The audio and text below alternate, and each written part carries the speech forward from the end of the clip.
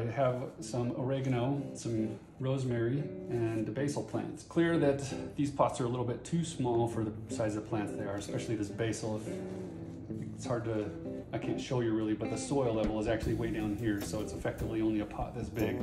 It's time to pot these up. It's also important to understand you don't want to have a pot that's too big. Like, I don't want to put this size of plant into this size of container.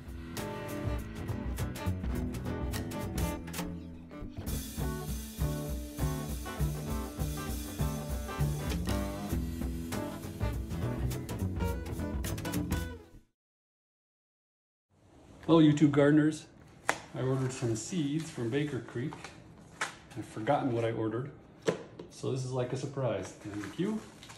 Oh yes, Chinese 5-color pepper. I'm interested in growing those. I think they're fun, kind of whimsical. Just add bright pop of color, so it'll be fun. I'm going to grow some throughout the winter in the greenhouse. And sweet peas. These painted lady ones are supposedly really fragrant, and I'm interested in doing some different fragrances to help make my greenhouse kind of an escape, a place to go sit and hang out throughout the winter, especially on the gloomy days. Here in Utah, especially in Salt Lake Valley, where I live, there's lots of inversion. The temperature inversion is basically where smog and clouds and other garbage and gunk in the air stays low down on the ground. And there's been times where we haven't seen the sun directly without clouds or smog for more than a month. Times like that, it's fun to have somewhere to go with, you at least feel warm, like in a greenhouse, and it's humid. Don't get to see the sun directly still, but it's fun to go out there. But today what I wanted to cover, I have some oregano, some rosemary, and the basil plant. This time of year we don't get any of these plants at our local nurseries just because nobody plants them. But one thing I like to do is our grocery stores sell all of these. These are all grocery store plants. And Thanksgiving was just last week, and I was brining my turkey, and I wanted to have some of these different herbs, not the basil per se, but I used that for some other things. And it's clear that these pots are a little bit too small for the size of plants they are, especially this basil. It's hard to, I can't show you really, but the soil level is actually way down here, so it's effectively only a pot this big. It's time to pot these up, and I figured I'd show you how I like to do that. These are azure peas, and they're from Baker Creek as well. I'm not affiliated with them in any way. I just like their selection, their fast shipping, and there's a company I've had good success with their seeds. But their azure peas are something I grew out front and I saved them. I'm not savvy enough to know if they're gonna grow the azure color flowers again from the seeds I saved or not, because I don't fully understand all the hybridization stuff that goes on and if I'm gonna have the right color or some random color. Either way, it's an adventure. And I wanna grow these out in the greenhouse as well. I wanna have some of the stuff climbing up just throughout the winter to give me somewhere again to relax and have an oasis kind of. So first thing I wanted to do is kind of check and show you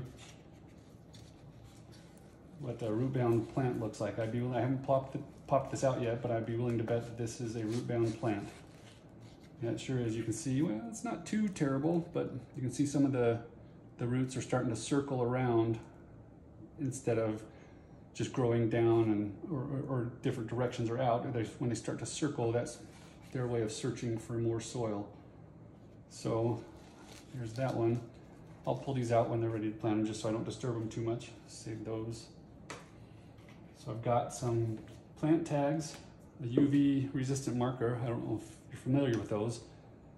That they're good to have because when you're right on these tags sitting in the greenhouse or when you're hardening them off in the spring, the sun can bleach away a Sharpie or a regular permanent marker, so it's good to have one that's UV resistant. And then I have my potting soil here. Currently I have Ocean Forest by Fox Farm. I have enjoyed it. Had good success using that soil. Again, no affiliation, I'm just telling you what I have. And with that being said, we'll go ahead and get to it. How I go about this, let me mention real quick, I also have already sanitized these.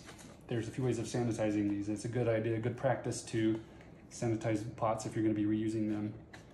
There's an option to use vinegar. You have to soak it into equal 50-50 parts vinegar and water and soak it for about 10 minutes. That'll disinfect it. And what I normally do is actually use bleach, 1 to 9 mixture, and You can spray it, and then I just wash it with, I wash it with soap and warm water first to get rid of all the chunks and gunk. And then I soak it or spray it in that solution, or dip it or spray it in with that bleach solution. And then consider it disinfected. Help keep the spread of any diseases, plant problems.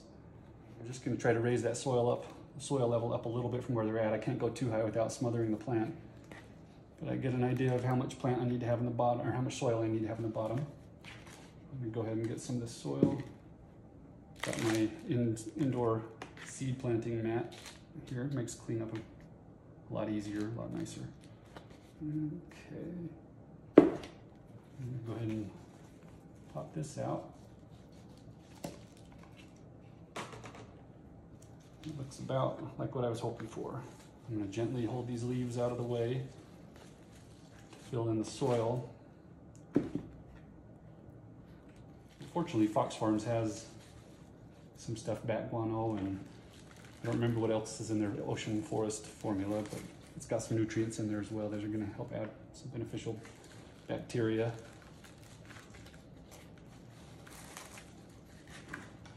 Thank goodness for the seedling mat. Keep things clean-ish.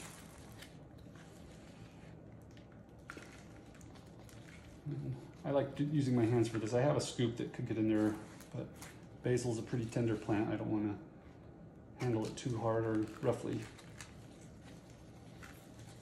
Not really patting it down or pushing it down. I don't want to compress the root system. And that reminds me of something I like to do that I forgot. I like to actually pull the roots apart, kind of tease them out a little bit before I repot them. I'll show you that on the other plants. I don't want to disturb this one anymore by pulling it out, so I'll just let it be. And I'm going to cheat a little bit. The plant that the pot that the basil was in, I'm not going to disinfect because I don't want to take the time out of this video. So same thing, I want to get an idea of how much soil I need in the bottom. Just going to fill it up to about there. Give it a try. Another handful. We should be set there. All right, I'm gonna push on the bottom of this plastic. I can push around the sides to help it break free a little bit. It's not root bound, that's good to see. So since it's not root bound, I can't show you too much about spreading the roots out, but I'm gonna just tease this soil a little bit to give these roots kind of a bump start to grow out instead of just growing around where they're used to growing. I'm just very gently pulling on that. These ones are really tiny, fine roots.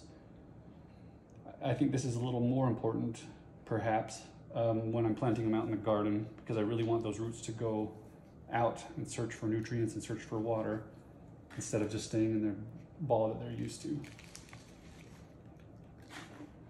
So I have the plant tags out just because I wanted to show you that, but these plants specifically are pretty easy to identify, and I'm not going to bother putting plant labels on them.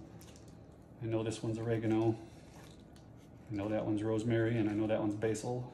I'm used to these plants enough. I'm not going to bother worrying about confusing them or forgetting what they are. It's vital for me. I don't have the best memory all the time. When I'm doing seed starts and like a 6 cell or something similar to this, yeah, there's been times where I've forgotten to label it, or the label got pulled out by one of my kids, or it fell out from me transporting them in and out of places and to get some sunshine.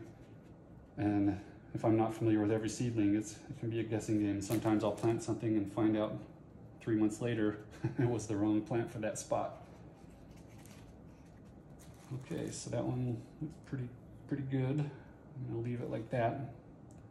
It's a pretty unruly oregano plant for its size already. Let's scoop up some of this. Time for the rosemary plant. It's gonna be about the same amount of soil, so I'm gonna throw that in here. Smell good. It's time for Thanksgiving again when I smell. For some reason, rosemary really does that for me. Makes me think I need to be cooking some turkey or something. All right, that one's very dry. That's part of the reason I needed to repot these. When a plant is too big for its pot, it has a hard time staying hydrated. The moisture you pour in there, and I mean, it can only hold so much water with the plant in there, all those roots in there in this tiny of a pot. So I watered it yesterday and it's already dry. It looks like I haven't watered it for longer than that. So definitely time to repot this one. Pot up is the expression. I'm potting up my plants here. So to tease these roots out again, while I'm doing that, it's also important to understand you don't want to have a pot that's too big. Like I don't want to put this size of plant into this size of container, because then the opposite happens. The water stays in there for too long. The plant doesn't absorb the water, and then it just kind of turns swampy, and it increases the likelihood of bad bacteria to start growing, or even just breaking down, composting in place, or decomposing. It's just not a healthy environment for the roots. So I'm going to tease these out a little bit more. It's starting to crumble on me up here. Sometimes planting trees, I've seen people slice down the sides of the big root balls on the trees. I don't have the nerve to do that. I always think I'm going to hurt too much, but from what I understand, that's okay sometimes to really get those roots off to a good start and not staying clumped up in their little ball. All right, I like that. Now I'm going to go ahead and fill in around the sides.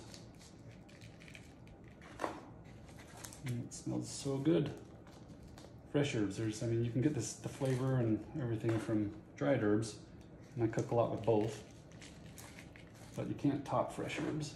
And for everyday feeding, I typically just use dry because it's easier and cheaper. But I tell you what, having these in the greenhouse, normally I just go out to my garden when I have plants or herbs ready. But I've never been able to do that during the winter because I've never had a greenhouse big enough to handle growing stuff all winter.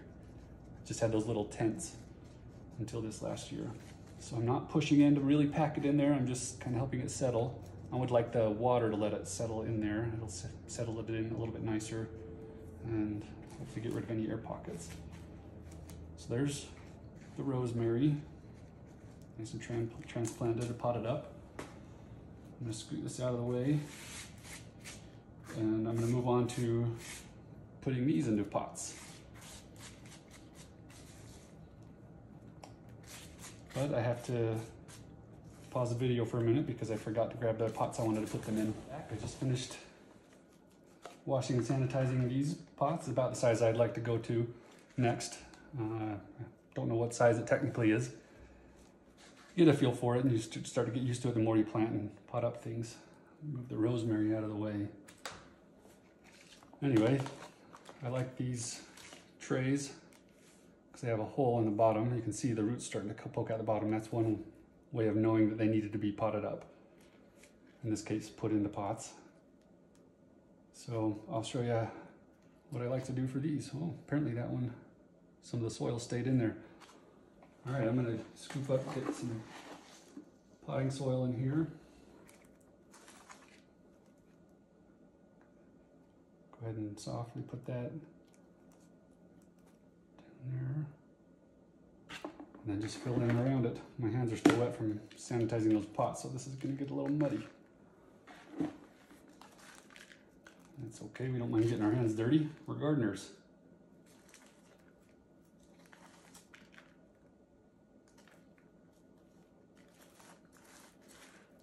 Okay, a little bit more, that one. It looks like I might need to get some more soil. This was the last of the potting soil I had. I might have another bag of a different brand out there, no problem. I'll have to go see if I can get that. If I run out. I have 4 more plants to go.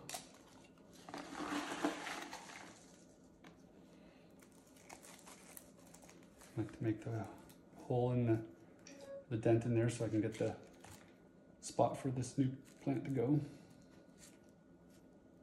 These are sturdy and reusable. I'm not promoting their product or anything, but these trays are from Bootstrap Farmer. I know Epic Gardening has trays that are very similar to this. And I just love the idea of being able to reuse the trays. And just, they're so much nicer to work with when they're not the cheap plastic that just crumbles and cracks and breaks when you try to get the plant out.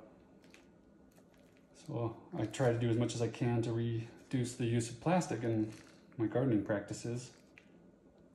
I have tried peat pots, and I have tried like the peat pellets that you only use, you don't use a pot or anything with them for seed starting. And I have tried soil blocking. I like soil blocking.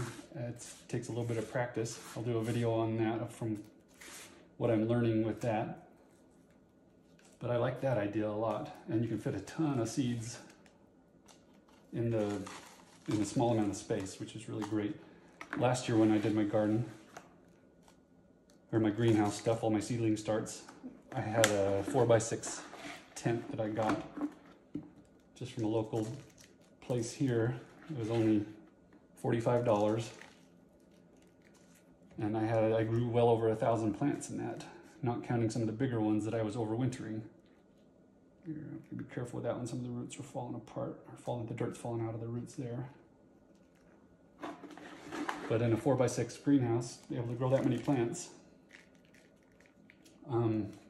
I was maxed out. I mean, it was standing room only in that small of a space. But I started looking at it. If I were to have done all of those in soil blocks, I could have had room for several more trays worth of seedlings in there. But I did the logical thing and just bought a bigger greenhouse.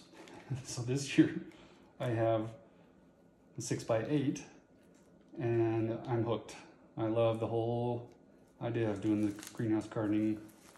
I've had a few rainy days where I've just gone out, sat in there and listened to the rain fall on it. I've had some days where it was cold but sunny. Went out there, felt like I was in a tropical oasis. So, got 2 more to do, and I do not have enough soil. I'm gonna go ahead and stop the video there. And that's how I like to plant things up. Thanks for watching. If you like this kind of content, or is there something else you'd like to see, please let me know in the comments.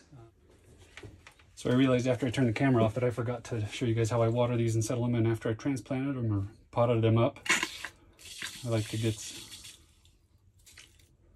some water and give them a good soaking. It helps get the any air pockets out and make sure the soil is settled in around the roots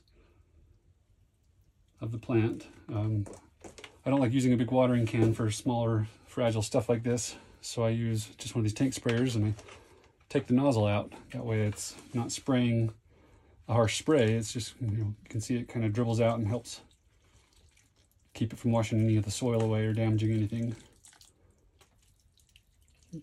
Go through all of these, get them a good soak. Might go back and give them a second round.